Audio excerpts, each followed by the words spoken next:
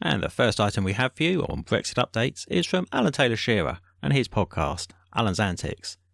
This is an item he recorded. The government sets out its reasons to bypass the parliamentary vote on leaving the EU. So, what's all that about, Alan?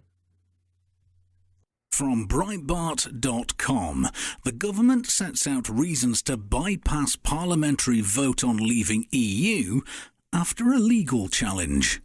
The government's legal reasons for stating that Prime Minister Theresa May has the power to begin divorce proceedings from the European Union without Parliament's authority were made public for the first time this past Wednesday. In its submission ahead of a Brexit court challenge next month, the government argued that it had been unequivocal that the outcome of June's referendum would be respected and that constitutionally a decision to withdraw from the bloc was a power that only MPs could take on behalf of the monarchy. A series of claims have been brought to force May and her MPs to accept Parliament must trigger Article 50 of the Lisbon Treaty, the formal exit procedure. Gina Miller, a co-founder of London fund manager SCM Private, is the main claimant, who says she hopes her action will force a more informed debate on Brexit and its implications. The official response to these claims was made public after lawyers acting for another group involved in the legal action won permission to publish the government's defence case. Quote, "The court's order allows a floodlight to be shone on the government's secret reasons for believing it alone can bring about Brexit without any meaningful parliamentary scrutiny," said John Halford, the lawyer representing a group which calls itself the People's Challenge. May, who has said Article 50 would not be triggered this year, told Parliament earlier this month the decision on when to do so was a prerogative power, one that MPs can take on behalf of the Crown. Quote, "No one should be in any doubt that those who are trying to prolong the process by their legal references in relation to Parliament are not those who want to see us successfully leave the European Union," she said. "They are those who want to try to stop us leaving." Those bringing the challenger's principal argument is that triggering Article 50 without an Act of Parliament would undermine the rights enacted by European Communities Act of 1972, passed when Britain joined the EU.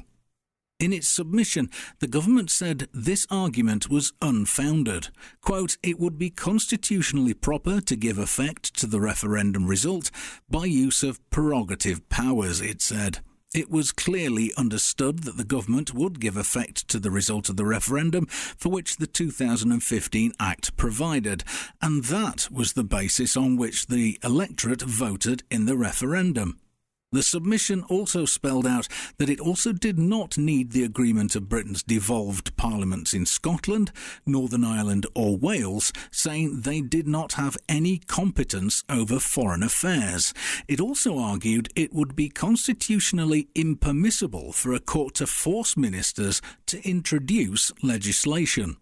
The Lord Chief Justice, the head of judiciary in England and Wales, is due to oversee the case next month, and lawyers expect whatever the outcome, it will be appealed to the Supreme Court, the highest in the land, in December.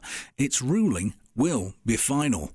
Victory for the claimants would mean Parliament would have to debate triggering Brexit, vote on Article 50 and then pass legislation, a process which could delay an EU exit. And there are those out there that would love to see the referendum result overturned because they don't believe in democracy. Well, they do, as long as it's going in their favour. But when these little snowflakes have their echo chamber beliefs challenged, they throw their teddies out of the cot and decide to try to go to the highest court in the land to overturn what 52% of the entire population voted on.